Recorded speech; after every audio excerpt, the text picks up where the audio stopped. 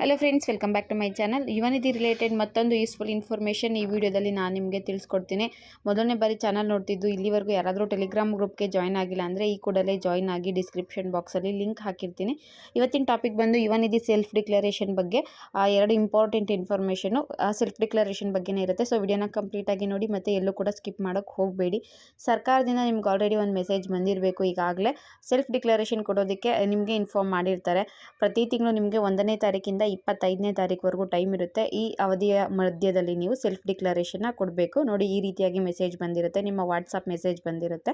ಕೆಲವು ಸಲ ನಿಮಗೆ ನಾರ್ಮಲ್ ಮೆಸೇಜ್ ಕೂಡ ಬಂದಿರುತ್ತೆ. ಸೊ ಈ ರೀತಿ ಬಂದಿತ್ತು ಅಂದರೆ ನೀವು 24ನೇ ತಾರೀಕು ಒಳಗಡೆನೇ ಕೊಟ್ಬಿಡಿ ಅಂತ ಇದೆ. ಆದಷ್ಟು ಬೇಗ ನಿಮ್ಮ ಸೆಲ್ಫ್ ಡಿಕ್ಲರೇಷನ್ನ ನೀವು ಕೊಟ್ಕೊಡಿ. ಒಂದೇ ಒಂದು ತಿಂಗಳು ಸೆಲ್ಫ್ ಡಿಕ್ಲರೇಷನ್ ನೀವು ಕೊಟ್ಟಿಲ್ಲ ಅಂದರೆ ಆ ಮಂತಿನ ಅಮೌಂಟು ನಿಮಗೆ ಬರ್ದೇ ಇರಬಹುದು. ನಾನು ಲಾಸ್ಟ್ ವಿಡಿಯೋದಲ್ಲಿ ತಿಳಿಸಿದ್ದೀನಿ, ಇನ್ ಕೇಸ್ ಡಿಕ್ಲರೇಷನ್ ಕೊಟ್ಟಿಲ್ಲ ಅಂದರೆ ಅಮೌಂಟ್ ಬರುತ್ತಾ ಇಲ್ವೋ ಅನ್ನೋದು ಹಣ ಬಂದಮೇಲೆ ನಾನು ನಿಮಗೆ ತಿಳಿಸ್ತೀನಿ. ಸದ್ಯಕ್ಕೆ ಡಿಕ್ಲರೇಷನ್ ನಾಟ್ ಪ್ರೊವೈಡೆಡ್ ಅಂತ ಬರ್ತಾ ಇದೆ, ಜೊತೆಗೆ DBT ಪುಷ್ಟ್ ಅಂತ ಇದೆ. ಸೊ ಅಮೌಂಟ್ ಬರುತ್ತಾ ಇಲ್ವಾ ಅನ್ನೋದು ಮುಂದಿನ ವಿಡಿಯೋದಲ್ಲಿ ನಾನು ನಿಮಗೆ ತಿಳಿಸ್ತೀನಿ. ಸದ್ಯಕ್ಕೆ ಬಂದಿರೋ ಮಾಹಿತಿ ಪ್ರಕಾರ ನೀವು ಒಂದೇ ಒಂದು ತಿಂಗಳು ಸೆಲ್ಫ್ ಡಿಕ್ಲರೇಷನ್ನ ಕೊಟ್ಟಿಲ್ಲ ಅಂದರೆ ಆ ಮಂತ್ ನಿಮಗೆ ಅಮೌಂಟು ಬರೋದಿಲ್ಲ. ಓಕೆನಾ? ಆಮೇಲೆ ಸ್ವಲ್ಪ ಜನ ಕೇಳ್ತಾ ಇದ್ರೆ, ಮೇಡಮ್ ನಮಗೆ ಮಾರ್ಚ್ ತಿಂಗಳದು, ಏಪ್ರಿಲ್ ತಿಂಗಳದು, ಕೆಲವರಿಗೆ ಜೂನ್ ಮತ್ತು ಜುಲೈ ತಿಂಗಳದು ಅಮೌಂಟ್ ಬಂದಿಲ್ಲ ಅಂತ. ನೀವು ಒಂದ್ಸಲ ನಿಮ್ಮ ಸ್ಟೇಟಸ್ನ ಚೆಕ್ ಮಾಡ್ಕೊಳ್ಳಿ. ನಿಮ್ಗೇನಾದರೂ ಅದರಲ್ಲಿ ಡಿಕ್ಲರೇಷನ್ ನಾಟ್ ಪ್ರೊವೈಡೆಡ್ ಅಂತ ಇತ್ತು ಅಂದರೆ ನೀವು ಡಿಕ್ಲರೇಷನ್ ಕೊಟ್ಟಿರೋದಿಲ್ಲ, ಅದಕ್ಕೆ ಅಮೌಂಟ್ ಬಂದಿರೋದಿಲ್ಲ.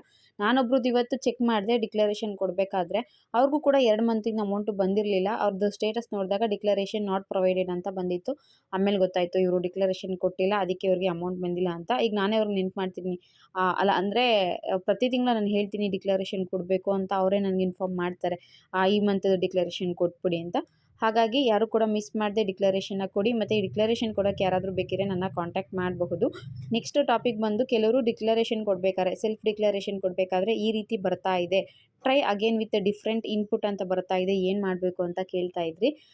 ಇದರಲ್ಲಿ ಏನಪ್ಪ ವಿಚಾರ ಅಂದರೆ ಸ್ವಲ್ಪ ಟೆಕ್ನಿಕಲ್ ಇಶ್ಯೂ ಇರುತ್ತೆ. ಈಗ ಅಕ್ಟೋಬರ್ 5ನೇ ತಾರೀಕು, ನಿಮಗೆ ಅಕ್ಟೋಬರ್ 25ನೇ ತಾರೀಕುವರೆಗೂ ಟೈಮ್ ಇರುತ್ತೆ. ಒಂದಿನ ಅಥವಾ 2 ದಿನ ಬಿಟ್ಟು ಟ್ರೈ ಮಾಡಿ, ಆಗ ನಿಮಗೆ ಸರಿ ಹೋಗ್ಬೋದು. ಬೆಳಗ್ಗೆ ಟೈಮ್ ಅಥವಾ ನೈಟ್ ಟೈಮಲ್ಲಿ ನೀವು ಟ್ರೈ ಮಾಡಿ, ಖಂಡಿತವಾಗ್ಲೂ ಆಗುತ್ತೆ. ಆಗ ಸ್ವಲ್ಪ ಫ್ರೀ ಆಗಿರುತ್ತೆ. ನಾನು ಬೆಳಗ್ಗೆ ಒಂದು ಸೆಲ್ಫ್ ಡಿಕ್ಲರೇಷನ್ ಕೊಟ್ಟೆ, ಬಟ್ ಏನು ಪ್ರಾಬ್ಲಮ್ ಆಗಲಿಲ್ಲ. ಅವ್ರದ್ದು ಸೆಲ್ಫ್ ಡಿಕ್ಲರೇಷನ್ ಕರೆಕ್ಟಾಗಿ ತೊಗೋತು, ಸಬ್ಮಿಟ್ ಕೂಡ ಆಯಿತು, ಫೈನಲ್ ಪ್ರಿಂಟ್ ಕೂಡ ಬಂತು. ನಿಮ್ಗೆ ಯಾರಿಗಾದರೂ ಈ ರೀತಿ ಬರ್ತಿತ್ತು ಅಂದರೆ ಟೆಕ್ನಿಕಲ್ ಇಶ್ಯೂ ಇರುತ್ತೆ, ಸ್ವಲ್ಪ ಟೈಮ್ ಬಿಟ್ಟು ಟ್ರೈ ಮಾಡಿ, ಅಥವಾ ಈವ್ನಿಂಗ್ ಅಥವಾ ಮಾರ್ನಿಂಗ್ ಟೈಮಲ್ಲಿ ಟ್ರೈ ಮಾಡಿದ್ರೆ ಪಕ್ಕಾ ನಿಮಗೆ ಸೆಲ್ಫ್ ಡಿಕ್ಲರೇಷನ್ ತಗೊಳುತ್ತೆ. ಇನ್ನೊಂದು ವಿಚಾರ ಏನಪ್ಪ ಅಂದರೆ, ಒಬ್ಬರು ಹೇಳ್ತಾ ಇದ್ರು, ಕಮೆಂಟ್ ಬಾಕ್ಸಲ್ಲಿ ತಿಳಿಸಿದ್ರು, ನಾನು ಆಲ್ರೆಡಿ ಸೆಲ್ಫ್ ಡಿಕ್ಲರೇಷನ್ ಒಂದು ಸಲ ಕೊಟ್ಟೆ, 2ನೇ ಸಲ ಟ್ರೈ ಮಾಡಿದ್ರೆ ಈ ರೀತಿ ಬರ್ತಾ ಇದೆ, ಸೆಲ್ಫ್ ಡಿಕ್ಲರೇಷನ್ ತಗೋತಾ ಇಲ್ಲ ಅಂತ. ಒಂದ್ಸಲ ನೀವು ಕೊಟ್ಟಿದ್ದೀರಾ ಅಂದರೆ ಮತ್ತೆ ಕೊಡುವಂಥ ಅವಶ್ಯಕತೆ ಏನೂ ಇರೋದಿಲ್ಲ. ಅದು ಕೊಡಲೇಬೇಕು ಅನ್ನೋದೇನು ಕಂಪಲ್ಸರಿ ಇಲ್ಲ, 2 ಸಲ ಕೊಡಬೇಕು ಅಂತ.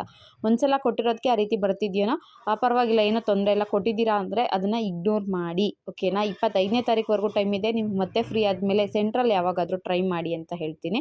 ನೆಕ್ಸ್ಟ್ ಬಂದು, ಯುವನಿಧಿಗೆ ನೀವು ಲಾಗಿನ್ ಆಗಬೇಕಾದ್ರೆ ಲಾಗಿನಲ್ಲಿ ಈ ರೀತಿ ಪ್ರಾಬ್ಲಮ್ ಬರ್ತಾ ಇರುತ್ತೆ. ಮತ್ತು ಲಾಗಿನ್ ID ಕೇಳುತ್ತೆ, ಓಲ್ಡ್ ಪಾಸ್ವರ್ಡ್ ಎಲ್ಲ ಕೇಳ್ತಾ ಇರುತ್ತೆ. ಈ ರೀತಿ ಬಂತು ಅಂದರೆ ನೀವು ಮತ್ತೆ ಲಾಗೌಟ್ ಆಗಿ ಮತ್ತೊಮ್ಮೆ ಲಾಗಿನ್ ಆಗಿ, ಆಗ ತೊಗೊಳುತ್ತೆ ಕೆಲವು ಸಲ.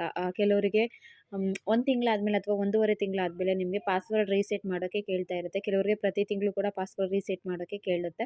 ಆಗ ಓಲ್ಡ್ ಪಾಸ್ವರ್ಡ್ನ ಹಾಕಿ ನೀವು ಮತ್ತೆ ನಿಮ್ಮ ಹೊಸ ಪಾಸ್ವರ್ಡ್ನ ಹಾಕಿ ರೀಕ್ರಿಯೇಟ್ ಮಾಡ್ಕೋಬೋದು. ಆಗ ಅಕೌಂಟ್ ಲಾಗಿನ್ ಆಗೋದಕ್ಕೆ ಸಾಧ್ಯ ಆಗುತ್ತೆ. ಅದು ಒಂದು ಸ್ಕ್ರೀನ್‌ಶಾಟ್ ಹಾಕಿರ್ತೀನಿ ನೋಡಿ. ನಿಮಗೆ ಈ ರೀತಿ ಬರುತ್ತೆ, ನೀವು ಸೇವಾ ಸಿಂಧು ಲಾಗಿನ್ ಆಗೋಕ್ಕೆ ಹೋದಾಗ ನಿಮ್ಮ ಲಾಗಿನ್ ID ಬರುತ್ತೆ. ಲಾಗಿನ್ ID ಆದಮೇಲೆ ಓಲ್ಡ್ ಪಾಸ್ವರ್ಡ್ನ ಎಂಟ್ರಿ ಮಾಡಿ, ಜೊತೆಗೆ ನ್ಯೂ ಪಾಸ್ವರ್ಡ್ನ ಎಂಟ್ರಿ ಮಾಡಿ ಕನ್ಫರ್ಮ್ ಪಾಸ್ವರ್ಡ್ ಕೊಟ್ಟು ಅಲ್ಲಿ ಕಾಣ್ತಿರೋಂಥ ಕ್ಯಾಪ್ಚಾನ ಎಂಟ್ರಿ ಮಾಡಿ ಸಬ್ಮಿಟ್ ಮಾಡಿದ್ರೆ ನಿಮಗೆ ID ಅಂದರೆ ನಿಮ್ಮ ಪಾಸ್ವರ್ಡ್ ರೀಸೆಟ್ ಆಗುತ್ತೆ. ನೀವು ಮತ್ತೆ ಲಾಗಿನ್ ಆಗಿ ಸೇವಾ ಸಿಂಧುಲಿ ನಿಮ್ಮ ಸೆಲ್ಫ್ ಡಿಕ್ಲರೇಷನ್ನ ಕೊಡಬಹುದು. ಸೆಲ್ಫ್ ಡಿಕ್ಲರೇಷನ್ಗೆ ಸ್ವಲ್ಪ ಬದಲಾವಣೆ ಆಗಿದೆ, ಅದನ್ನು ಲಾಸ್ಟ್ ವಿಡಿಯೋದಲ್ಲಿ ತಿಳಿಸಿದ್ದೀನಿ. ಆ ವಿಡಿಯೋ ನೋಡಿಲ್ಲ ಅಂದರೆ ಒಂದ್ಸಲ ನೋಡ್ಕೊಳ್ಳಿ. ಏನಿಲ್ಲ ಅಲ್ಲ, ಮೊದಲೆಲ್ಲ ನಿಮಗೆ ಆಧಾರ್ಗೆ OTP ಹಾಕೋದಿತ್ತು, ಈಗ ಸೇಮ್ ಪ್ರೋಸೆಸ್ಸು, ಬಟ್ ಈಗ KYC, ಅದು ಆಧಾರ್ KYC ಮಾತ್ರ ತಗೋತಾ ಇದೆ. ಅದು ಸ್ವಲ್ಪ ಚೇಂಜಸ್ ಇದೆ ಅಷ್ಟೇ, ಬೇರೆ ಏನು ಚೇಂಜಸ್ ಇಲ್ಲ, ಸೇಮ್ ಪ್ರೋಸೆಸ್ ಇರುತ್ತೆ.